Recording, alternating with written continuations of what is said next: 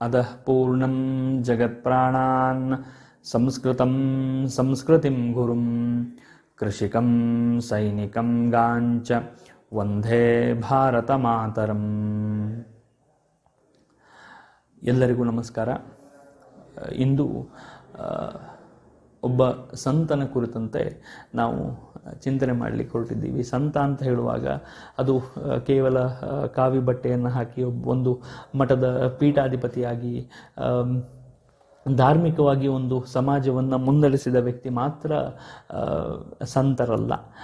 ಸಮಾಜಕ್ಕಾಗಿ ಬದುಕಿದ ಅಥವಾ ಇತರರಿಗಾಗಿ ಬದುಕಿದ ಪ್ರತಿಯೊಬ್ಬರೂ ಕೂಡ ಸಂತರೇ, ಅದರಲ್ಲಿ ಅನುಮಾನವೇ ಇಲ್ಲ.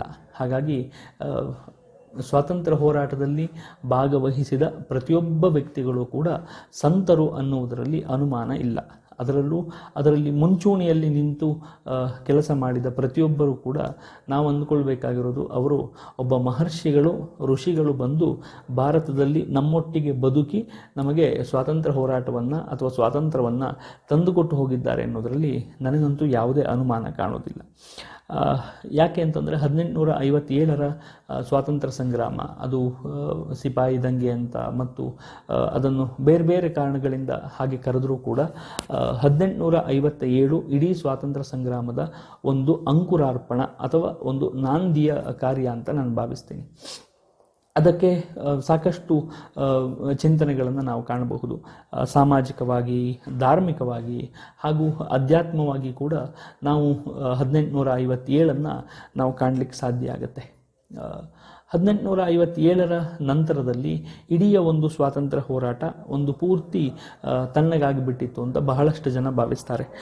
ಇನ್ಫ್ಯಾಕ್ಟ್ 1857 ಆದಮೇಲೆ ಯಾವುದೇ ಹೋರಾಟ ನಡೀಲೇ ಇಲ್ಲ, ಎಲ್ಲವೂ ಕೂಡ ತಣ್ಣಗಾಗಿಬಿಟ್ಟಿತ್ತು ಅಂತ ನಾವು ಕರ್ಕೊಳ್ಳುವಾಗಲೇ ಒಂದು ದೊಡ್ಡ ಕಾರ್ಯಕ್ಕೆ, ಒಂದು ಮಹತ್ ಕಾರ್ಯಕ್ಕೆ ಭೂಮಿಗೆ ಸಿದ್ಧ ಆಗ್ತಿತ್ತು ಅನ್ನೋದರಲ್ಲಿ ಅನುಮಾನವೇ ಇಲ್ಲ. ಯಾಕೆ ಅಂತ ಕೇಳಿದರೆ, ಆ ಕಾಲಘಟ್ಟದಲ್ಲಿ ರಾಮಕೃಷ್ಣ ಪರಮಹಂಸರಿದ್ದರು, ಆ ಕಾಲಘಟ್ಟದಲ್ಲಿ ಸ್ವಾಮಿ ವಿವೇಕಾನಂದರಿದ್ದರು. ಎಲ್ಲ ಕಾರಣಗಳಿಂದ 1857ರ ನಂತರದಲ್ಲಿ ಇದೊಂದು ಲಾಜಿಕಲ್ ಎಂಡಿಗೆ ಮುಟ್ಟಬೇಕು ಅನ್ನುವ ಕಾರಣಕ್ಕಾಗಿ ಆ ದೊಡ್ಡದು ತನ್ನ ಕೆಲಸವನ್ನು ಮಾಡಿಕೊಳ್ತಾ ಬರ್ತಿತ್ತು ಅನ್ನೋದರಲ್ಲಿ ಸಂಶಯವೇ ಇಲ್ಲ. ಸ್ವಾತಂತ್ರ್ಯ ಹೋರಾಟದ ಬೆಂಚ್ ಮಾರ್ಕ್ ಅಥವಾ ಸ್ವಾತಂತ್ರ್ಯ ಹೋರಾಟದ ಮುಖ್ಯ ಇಸುವಿಗಳು ಅಂತ ನಾವು ಕರೆಯುವಾಗ 1897 ಒಂದು ಭಾರಿ ದೊಡ್ಡ ಇಸುವೆ ಅಂತ ನನಗಂತೂ ಭಾವಿಸುತ್ತೆ. ಯಾಕೆ ಕೇಳಿದರೆ, ಸ್ವಾಮಿ ವಿವೇಕಾನಂದರು ಇಡೀ ಜಗತ್ತಿಗೆ ಭಾರತದ ಜ್ಞಾನವನ್ನು ಹರಿಸಿ, ಭಾರತದ ಅಂತಸತ್ವವಾದ ಅಧ್ಯಾತ್ಮವನ್ನು ಎಲ್ಲರಿಗೂ ಮುಟ್ಟಿಸಿ ಭಾರತಕ್ಕೆ ಬಂದಾಗಿತ್ತು. ಆ ಸಂದರ್ಭದಲ್ಲಿ ಭಾರತಕ್ಕೆ ಬಂದಂಥ ವಿವೇಕಾನಂದರು ಮುಂದಿನ ಒಂದಷ್ಟು ಘಟನೆಗಳಿಗೆ ಅಥವಾ ಮುಂದಿನ ಒಂದಷ್ಟು ಸ್ವಾತಂತ್ರ್ಯ ಹೋರಾಟಕ್ಕೆ ಭೂಮಿಕೆಯನ್ನು ತುಂಬ ಸ್ಪಷ್ಟವಾಗಿ ಸಿದ್ಧತೆಯನ್ನು ಮಾಡಿಡ್ತಾ ಇದ್ದರು. ಅಂಥ ಸಂದರ್ಭದಲ್ಲಿನೇ ಸಾಮಾಜಿಕವಾಗಿ ಅವತ್ತಿನ ಕಾಲಘಟ್ಟದಲ್ಲಿ ಮುಂಚೂಣಿಯಲ್ಲಿದ್ದಂತಹ ತುಂಬ ಜನರನ್ನು ಕೂಡ ವಿಚಾರಣೆಗಾಗಿ ಸರ್ಕಾರ ಅವರನ್ನು ಅರೆಸ್ಟ್ ಮಾಡ್ತಾ ಇತ್ತು, ಅವ್ರನ್ನ ಕರ್ಕೊಂಡು ಹೋಗಿ ವಿಚಾರಣೆ ನಡೆಸ್ತಾ ಇತ್ತು. ಇಂಥ ಸಂದರ್ಭದಲ್ಲಿನೇ 1897 ಜನವರಿ 23ನೇ ತಾರೀಕಿಗೆ ಒಂದು ಮಗುವಿನ ಜನನ ಆಯಿತು. ನಾನು ಇದೇ ಕಾರಣಕ್ಕಾಗಿ 1897 ಬಹಳ ವಿಶೇಷ ಅಂತ ಭಾವಿಸ್ತೀನಿ. ಆ ವ್ಯಕ್ತಿ ಬೇರೆ ಯಾರೂ ಅಲ್ಲ, ಇಡೀ ಭಾರತದ ಸ್ವಾತಂತ್ರ್ಯ ಹೋರಾಟವನ್ನು ದೊಡ್ಡ ಮಟ್ಟಕ್ಕೆ ತಗೊಂಡು ಹೋಗಿ ಒಂದು ಲಾಜಿಕಲ್ ಎಂಡಿಗೆ ನಿಲ್ಲಿಸಿ, ಇಲ್ಲಿಗೆ ಸ್ವಾತಂತ್ರ್ಯ ಹೋರಾಟ ಅನ್ನುವಂಥದ್ದನ್ನು ಹೀಗೆ ಕಂಪ್ಲೀಟ್ ಮಾಡಬೇಕು, ಮುಂದಕ್ಕೂ ಕೂಡ ಈ ರೀತಿ ಸ್ವಾತಂತ್ರ್ಯ ನಂತರ ಭಾರತವನ್ನು ಈ ರೀತಿ ಕಟ್ಟಬೇಕು ಅಂತ ಯೋಚನೆ ಮಾಡಿದ ವ್ಯಕ್ತಿ ಜನನ ಆದದ್ದು 1897 ಜನವರಿ 23. ಅದು ಸುಭಾಷ್ ಚಂದ್ರ ಬೋಸರು. ತಂದೆ ಜಾನಕಿನಾಥ್ ಬೋಸ್ ಹಾಗೂ ತಾಯಿ ಪ್ರಭಾವತಿ ದೇವಿ ಅವರ ಮಗನಾಗಿ, 9ನೇ ಮಗನಾಗಿ ಜನಿಸಿದ ಸುಭಾಷ್ ಚಂದ್ರ ಬೋಸರು 6ನೇ ಗಂಡು ಮಗನಾಗಿ ಕೂಡ ಮನೆಯಲ್ಲಿದ್ದರು. ಮನೆಯಲ್ಲಿ ಚಿಕ್ಕಂದಿನಿಂದಲೂ ಕೂಡ ಅವರು ಧಾರ್ಮಿಕವಾಗಿ ಅಥವಾ ಸಾಮಾಜಿಕವಾಗಿ ನಾವು ಯೋಚನೆ ಮಾಡೋದಾದರೆ ಚಿಕ್ಕಂದಿನಿಂದಲೇ ಎಲ್ಲರೊಟ್ಟಿಗೆ ಬೆರೀತಾ ಇದ್ರ, ಚಿಕ್ಕಂದಿನಿಂದಲೇ ಅವರು ದೊಡ್ಡ ಕನಸುಗಳನ್ನು ಕಾಣ್ತಾ ಇದ್ರ ಅಂತ ಕೇಳಿದರೆ ಖಂಡಿತವಾಗಿಯೂ ಇಲ್ಲ. ಚಿಕ್ಕಂದಿನಲ್ಲಿ ಸುಭಾಷ್ ಚಂದ್ರ ಬೋಸರಿಗೆ ಒಂದು ದೊಡ್ಡ ಯೋಚನೆ ಇತ್ತು. ಏನಕ್ಕೋಸ್ಕರ ನಾವು ಬದುಕಬೇಕು, ಯಾವ ಕಾರಣಕ್ಕೋಸ್ಕರ, ಯಾವುದು ನಮ್ಮ ಮಹತ್ ಕಾರ್ಯ ಅನ್ನುವಂಥ ಎಲ್ಲ ಚಿಂತನೆಯನ್ನು ಇಟ್ಕೊಂಡು ಎಲ್ಲ ಗುರುಗಳನ್ನು ಅಥವಾ ಆ ಕಾಲದಲ್ಲಿ ಅವರಿಗೆ ಯಾರು ಮಾರ್ಗದರ್ಶನ ಮಾಡಬಲ್ಲರೋ ಅಂಥ ಎಲ್ಲರನ್ನು ಕೂಡ ಭೇಟಿ ಮಾಡಿ ಪ್ರಶ್ನೆಗಳನ್ನು ಕೇಳ್ತಾ ಇದ್ರು. ಆದರೆ ಎಷ್ಟು ಬೇಗ ಅದನ್ನು ತಿಳ್ಕೊಳ್ಳಿಕ್ಕೆ ಪ್ರಯತ್ನ ಮಾಡ್ತಿದ್ರು ಅಂತಂದರೆ ಅವರಿಗೆ ಅವರಿಂದ ಉತ್ತರ ಸಿಗ್ತಾ ಇಲ್ಲ ಅಂತ ಆದ ಕೂಡಲೇ ಅವರನ್ನು ಬದಲಾಯಿಸಿ ತನ್ನ ಒಳಗಿದ್ದಂತಹ ಒಂದು ಹುಡುಕುವ ಪರಿಪಾಠವನ್ನು ಅಥವಾ ತನ್ನೊಳಗಿದ್ದಂತಹ ಒಂದು ದೊಡ್ಡದನ್ನು ಸರ್ಚ್ ಮಾಡುವ ಕ್ರಿಯೆಗೆ ಅವರು ತೊಡಗುತ್ತಾ ಇದ್ದರು. ಸುಮಾರು ತನ್ನ 15ನೇ ವಯಸ್ಸಿಗೆ ಸ್ವಾಮಿ ವಿವೇಕಾನಂದರ ಸಂಪರ್ಕ ಸುಭಾಷ್ ಚಂದ್ರ ಬೋಸರಿಗಾಗಿತ್ತು. ಅವರೆಲ್ಲ ಕೃತಿಗಳನ್ನು ಅವರೆಲ್ಲ ಪುಸ್ತಕಗಳನ್ನು ಆಗಲೇ ಸುಭಾಷ್ ಚಂದ್ರ ಬೋಸರು ಓದಲಿಕ್ಕೆ ಪ್ರಾರಂಭ ಮಾಡಿದರು. ಕೆಲವೊಂದು ಉಲ್ಲೇಖ ಬರುತ್ತೆ. ಅದಾದ ನಂತರದಲ್ಲಿ ತನ್ನ 18-19ನೇ ವಯಸ್ಸಿಗೆ ತಾನು ಸನ್ಯಾಸಿ ಆಗಿಬಿಡ್ತೀನಿ ಅಂತ ಹೇಳಿ ರಾಮಕೃಷ್ಣಾಶ್ರಮವನ್ನು ಭೇಟಿ ಮಾಡ್ತಾರೆ. ಇದಕ್ಕೆ ನಮಗೆ ದಾಖಲಾಗಿ ಸರಿಯಾದ ಇಂಥ ಪುಸ್ತಕದಲ್ಲಿ ಹೀಗೆ ಉಲ್ಲೇಖ ಇದೆ ಅಂತ ನಾವು ಹೇಳಲಿಕ್ಕೆ ಸಾಧ್ಯ ಇಲ್ಲದೇ ಇದ್ದರೂ ಕೆಲವೊಂದು ಕಡೆ ಇದರ ಉಲ್ಲೇಖ ಬಂದಿರುವುದಂತೂ ಸತ್ಯ. ಸ್ವಾಮಿ ವಿವೇಕಾನಂದರ ಮಾರ್ಗದರ್ಶನದಲ್ಲಿ ತನ್ನ ಗುರು ಅಂತ ಹೇಳಿ ವಿವೇಕಾನಂದರನ್ನು ತುಂಬ ಆರಾಧಿಸುತ್ತಿದ್ದಂತಹ ಸುಭಾಷ್ ಚಂದ್ರ ಬೋಸರು ಸೀದಾ ರಾಮಕೃಷ್ಣಾಶ್ರಮಕ್ಕೆ ಹೋಗಿದ್ದರು. ರಾಮಕೃಷ್ಣಾಶ್ರಮದಲ್ಲಿ ಬ್ರಹ್ಮಾನಂದರು ಅಂಥೇಳಿ ಒಬ್ಬ ಶ್ರೇಷ್ಠ ಸಂತ ಅವರ ಒಂದು ದರ್ಶನ ಆಯಿತು. ಅವರ ಜೊತೆಗೆ ಮಾತಾಡಲಿಕ್ಕೆ ಪ್ರಾರಂಭ ಮಾಡಿದರು. ಅದಾದ ನಂತರದಲ್ಲಿ ಇದೊಂದು ಬಹಳ ವಿಶೇಷವಾದ ಘಟನೆ. ಸುಭಾಷ್ ಚಂದ್ರ ಬೋಸರ ಜೀವನದಲ್ಲಿ ಒಂದು ದೊಡ್ಡ ತಿರುವನ್ನು ತಂದುಕೊಟ್ಟಂತಹ ಘಟನೆ ಬ್ರಹ್ಮಾನಂದರನ್ನು ಭೇಟಿ ಮಾಡಿದ್ದು. ಹಾಗೆ ಭೇಟಿ ಮಾಡಿ ಮಾತಾಡುವಾಗ ಅವರು ಸುಭಾಷ್ ಚಂದ್ರ ಬೋಸರ ಕಣ್ಣಲ್ಲಿ ಕಣ್ಣಿಟ್ಟು ನೋಡಿ ಹೇಳಿದರು, ತುಂಬ ಪ್ರೀತಿಯಿಂದ ಅವರನ್ನು ಕಂಡರು. ನಿನ್ನಿಂದ ಮಹತ್ ಕಾರ್ಯ ಆಗಲಿಕ್ಕಿದೆ, ಅವರು ನಿನ್ನಿಂದ ಆ ಕೆಲಸವನ್ನು ನಡೆಸ್ಕೊಳ್ತಾರೆ, ನೀನು ಅವರ ದೃಷ್ಟಿಯಲ್ಲಿ ನಡೀಬೇಕು, ಅವರ ಮಾರ್ಗದರ್ಶನದಲ್ಲಿ ನಡೀಬೇಕು. ಇಷ್ಟೂ ಮಾತನ್ನು ನೇತಾಜಿಯವರಿಗೆ ಅಥವಾ ಸುಭಾಷ್ ಚಂದ್ರ ಬೋಸರಿಗೆ ಹೇಳಿ ಕಳಿಸಿದರು. ಅಲ್ಲಿಂದ ಬಂದ ನಂತರದಲ್ಲಿ ನಾವು ತುಂಬ ಜನ ಉಲ್ಲೇಖ ಮಾಡ್ತೀವಿ, ಸುಭಾಷ್ ಚಂದ್ರ ಬೋಸರು ಚಿಕ್ಕಂದಿನಿಂದಲೇ ಧಾರ್ಮಿಕವಾಗಿ ಸಾಮಾಜಿಕವಾಗಿದ್ದರು ಅಂತ. ಖಂಡಿತವಾಗಿಯೂ ಇಲ್ಲ. ಸುಭಾಷ್ ಚಂದ್ರ ಬೋಸರು ಅಧ್ಯಾತ್ಮವಾಗಿ ತನ್ನ ಒಳಗಡೆ ಒಂದು ದೊಡ್ಡ ಯುದ್ಧವನ್ನು ನಡ್ಕೊಂಡು ಬರ್ತಾ ಇದ್ರು ಅಂತ ಹೇಳಿದ್ರೆ ಖಂಡಿತವಾಗ್ಲೂ ತಪ್ಪಾಗ್ಲಿಕ್ಕೆ ಸಾಧ್ಯ ಇಲ್ಲ. ನಾನು ಯಾಕೆ ಇದನ್ನು ಪದೇ ಪದೇ ಉಲ್ಲೇಖ ಮಾಡ್ತಿದ್ದೀನಿ ಕೇಳಿದ್ರೆ, ಒಬ್ಬ ವ್ಯಕ್ತಿ ತನ್ನೊಳಗೆ ಅಧ್ಯಾತ್ಮ ಶಕ್ತಿಯನ್ನು ತುಂಬ ಗಳಿಸದೆ ತನ್ನೊಳಗೆ ಒಂದು ದೊಡ್ಡ ಚರ್ಚೆಯನ್ನು ಅಥವಾ ಆ ದೊಡ್ಡದನ್ನು ಕಾಣುವ ಅಷ್ಟೊಂದು ಮಹತ್ ಕಾರ್ಯದ ಚಿಂತನೆ ತನ್ನೊಳಗೆ ಇಲ್ಲದೆ ದೊಡ್ಡ ಕೆಲಸವನ್ನು ಮಾಡಲಿಕ್ಕೆ ಸಾಧ್ಯವೇ ಇಲ್ಲ. ಇದಕ್ಕೆ ಘಟನೆಯಾಗಿ ನಮಗೆ ಗಾಂಧೀಜಿಯವರನ್ನು ಕೂಡ ನಾವು ಕಾಣಬಹುದು. ಗಾಂಧೀಜಿಯವರ ಇಡೀ ಜೀವನವನ್ನು ಅವಲೋಕನ ಮಾಡಿದರೆ ಅವರ ಜೊತೆಗೆ ಬೇರೆ ಬೇರೆ ಚರ್ಚೆಗಳಿದ್ದಾವೆ.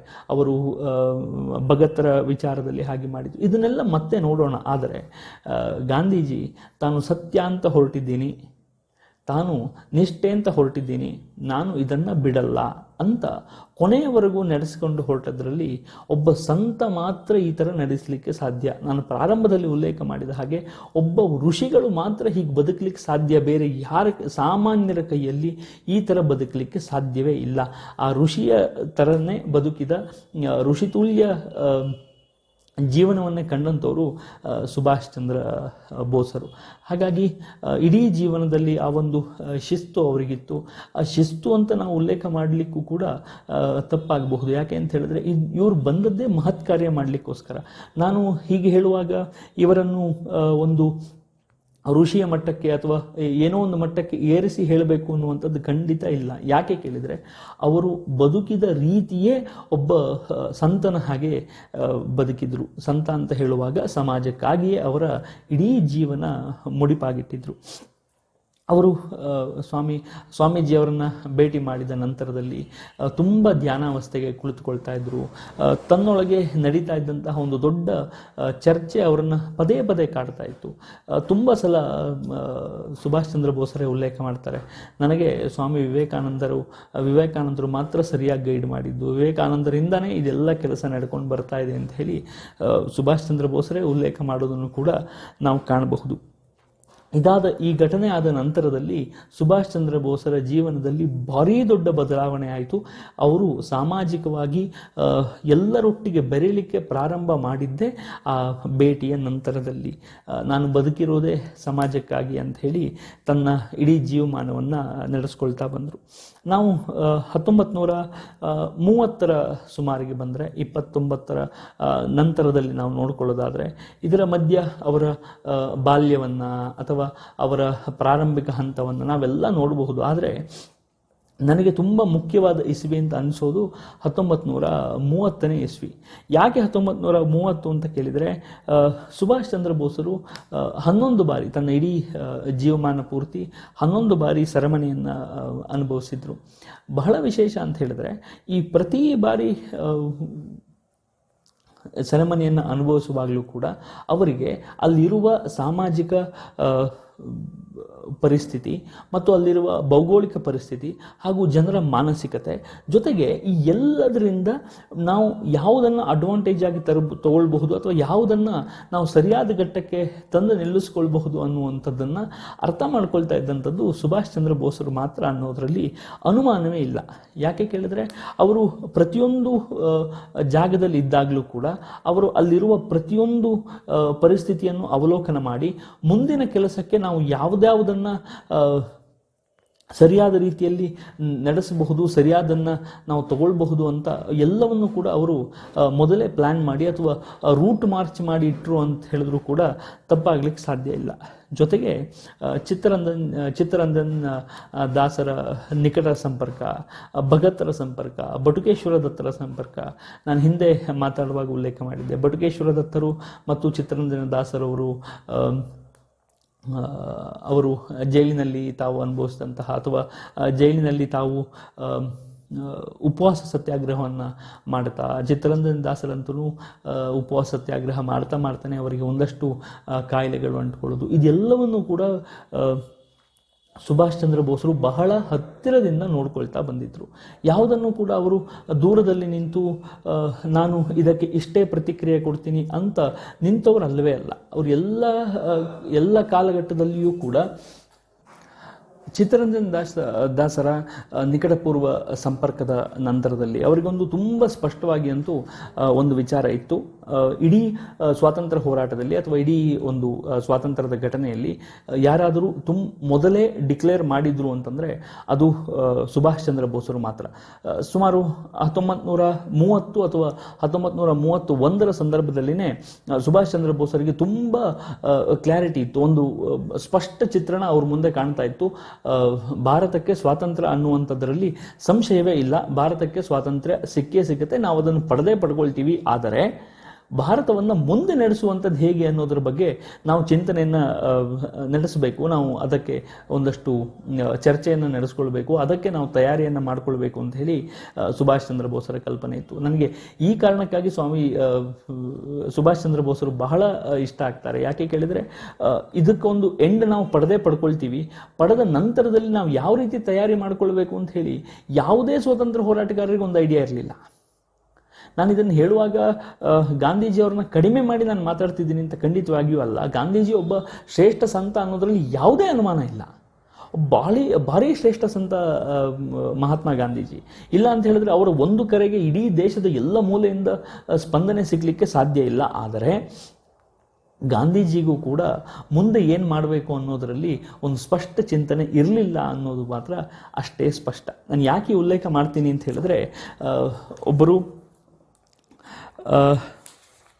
ಕ್ವಿಟ್ ಇಂಡಿಯಾ ಮೂಮೆಂಟ್ ಶುರುವಾದಾಗ, ಭಾರತ ಬಿಟ್ಟು ತೊಲಗಿ ಅಂತ ಹೇಳಿ ಹೋರಾಟ ಶುರುವಾದ ಸಂದರ್ಭದಲ್ಲಿ 1942 ಸಂದರ್ಭದಲ್ಲಿ ಗಾಂಧೀಜಿಯನ್ನು ಒಬ್ಬರು ಬಂದು ಕೇಳ್ತಾರೆ, ಗಾಂಧೀಜಿ ಕ್ವಿಟ್ ಇಂಡಿಯಾ, ನೀವು ತೊಲಗಿ ಅಂತ ಹೇಳ್ತಾ ಇದ್ದೀರಿ, ಇಲ್ಲಿದ್ದಂಥವ್ರನ್ನ ಭಾರತ ಬಿಟ್ಟು ನೀವು ಆಚೆ ಹೋಗ್ಬೇಕಂತ ಹೇಳ್ತಾ ಇದ್ದೀರಿ, ಹೀಗೆ ಹೇಳುವಂಥದ್ದು ತಪ್ಪಲ್ವಾ, ಇದರಲ್ಲಿ ಹಿಂಸೆ ಕಾಣ್ತಾ ಇಲ್ವಾ ಅಂತ ಗಾಂಧೀಜಿಯನ್ನು ಕೇಳಿದಾಗ ಗಾಂಧೀಜಿಯವರ ಉತ್ತರ ಏನಾಗಿತ್ತು ಅಂತ ಹೇಳಿದ್ರೆ, ಆಸ್ಕ್ ಬೋಸ್.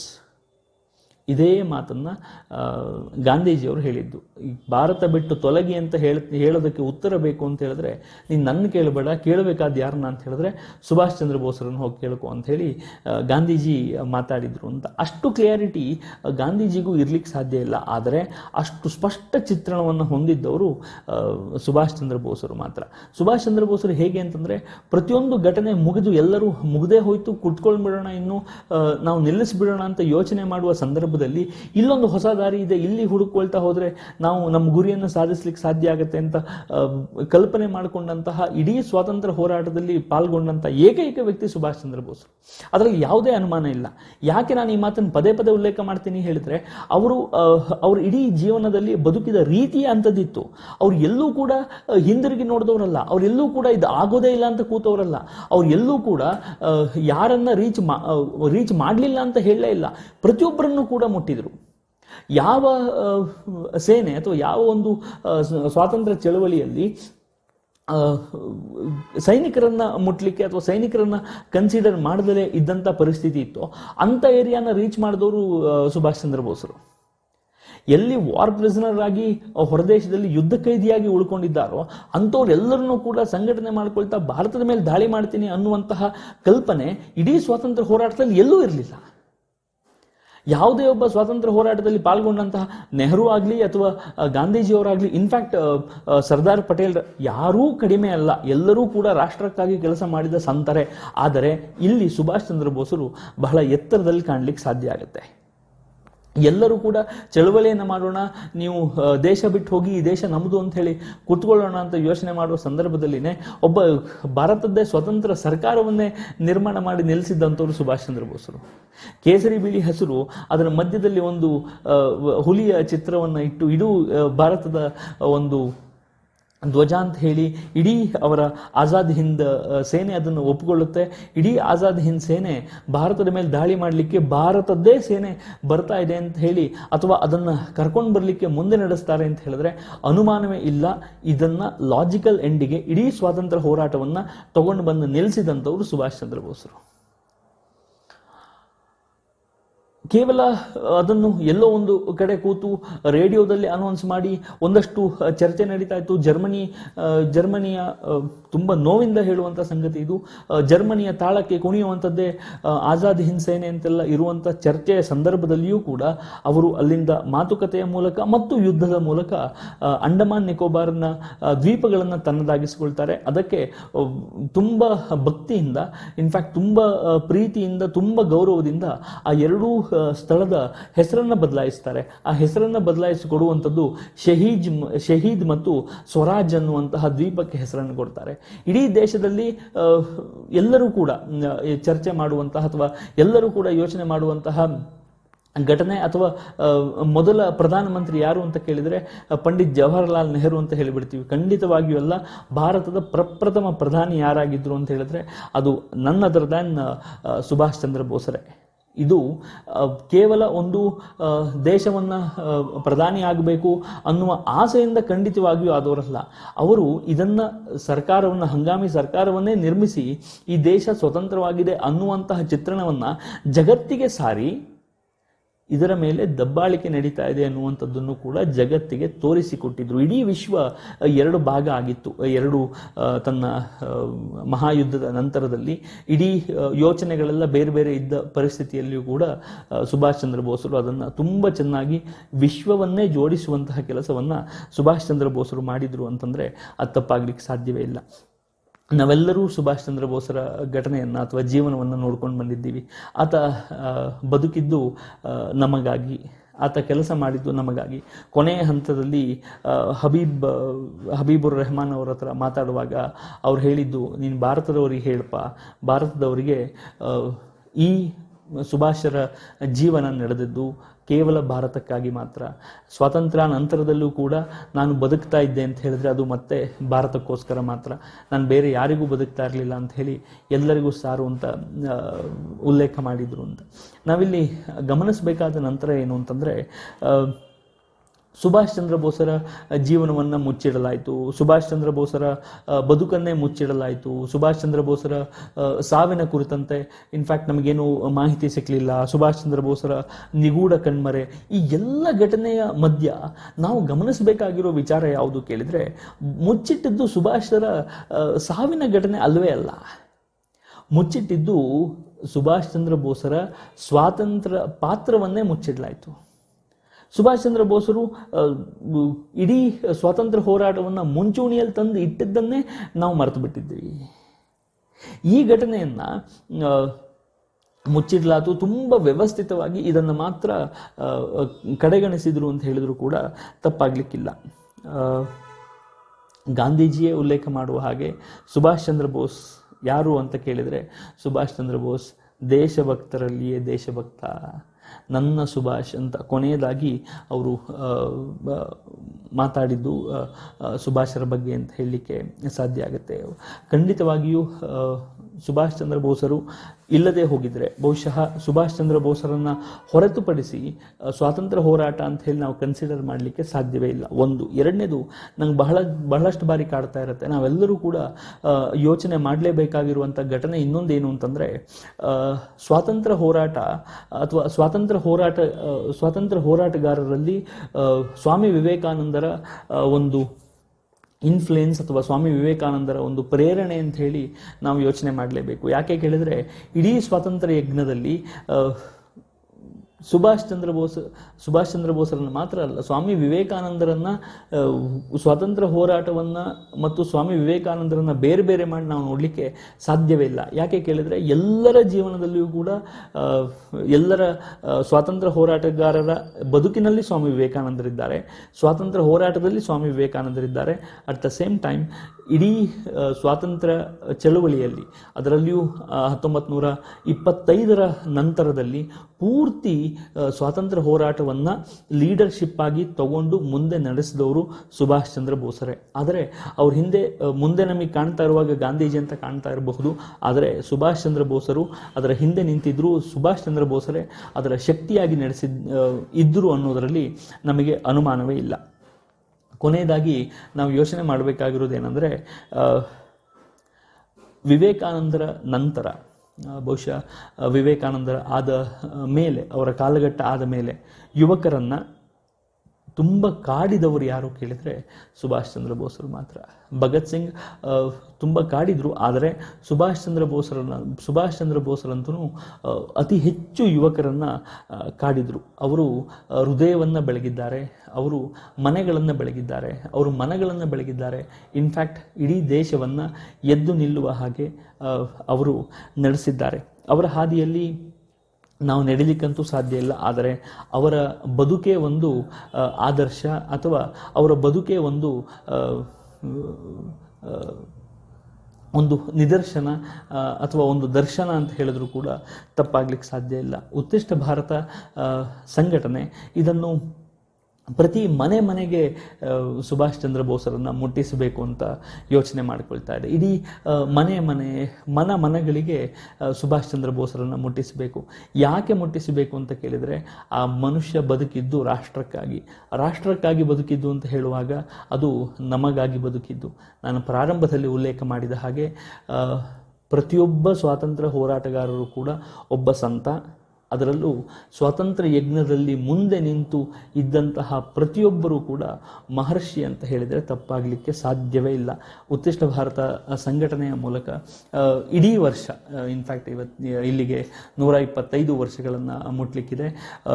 ಇಡೀ ವರ್ಷಗಳ ಕಾಲ ಸುಭಾಷ್ ಚಂದ್ರ ಬೋಸರನ್ನು ಕುರಿತಂತೆ ಚಿಂತನೆಯನ್ನು ಅಥವಾ ಮಂಥನವನ್ನು, ಅಥವಾ ಸುಭಾಷ್ ಚಂದ್ರ ಬೋಸರನ್ನೇ ಕುರಿತಂತೆ ಒಂದು ಸ್ಟಡಿ ಸೆಂಟರನ್ನು ನಾವು ಯೋಚನೆ ಮಾಡಲೇಬೇಕು. ಹಾಗಾಗಿ ಉತ್ತಿಷ್ಟ ಭಾರತದ ರಾಘವೇಂದ್ರ ಅವರನ್ನು ನೀವು ಸಂಪರ್ಕ ಮಾಡ್ಬೋದು.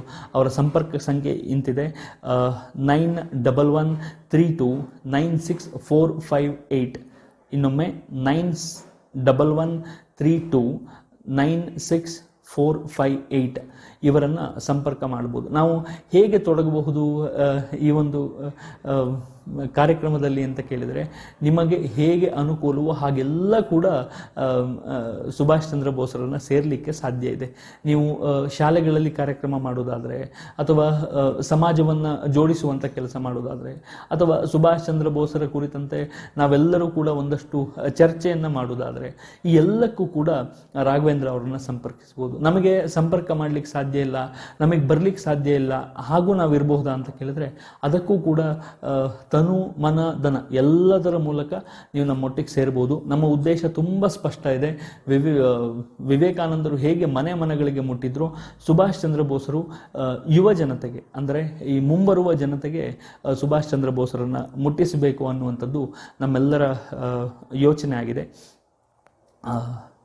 ರಾಘವೇಂದ್ರ ಅವರನ್ನು ಆಸಕ್ತಿ ಇದ್ದವರೆಲ್ಲರೂ ಕೂಡ ಸಂಪರ್ಕ ಮಾಡಿ. ಮತ್ತೊಮ್ಮೆ ನಿಮ್ಮೆಲ್ಲರಿಗೂ ವಂದಿಸ್ತಾ, ಸುಭಾಷ್ ಚಂದ್ರ ಬೋಸರು ಕೇವಲ ಕೆಲಸವನ್ನು ಮಾಡದೆ, ಕೇವಲ ಅದೊಂದಷ್ಟು ಸೀಮಿತಾವಧಿಯ ಕೆಲಸಗಳಷ್ಟೇ ಮಾತ್ರ ಅವರು ತೊಡಗದೆ ದೊಡ್ಡ ಕೆಲಸವನ್ನೇ ಮಾಡಿ ಹೋಗಿದ್ದಾರೆ. ಅದು ಇವತ್ತಿಗೂ ಸುಭಾಷ್ ಚಂದ್ರ ಬೋಸರು ನಮ್ಮನ್ನು ನಡೆಸ್ತಾ ಇದ್ದಾರೆ. ಸುಭಾಷ್ ಚಂದ್ರ ಬೋಸರು ನಡೆದ ಹಾದಿಯಲ್ಲಿ ನಾವೆಲ್ಲರೂ ನಡೆಯೋಣ. ರಾಷ್ಟ್ರಕ್ಕಾಗಿ ನಾವೆಲ್ಲರೂ ಕೂಡ ಬದುಕೋಣ. ಒಂದೇ ಮಾತರಂ. ಜೈ ಹಿಂದ್.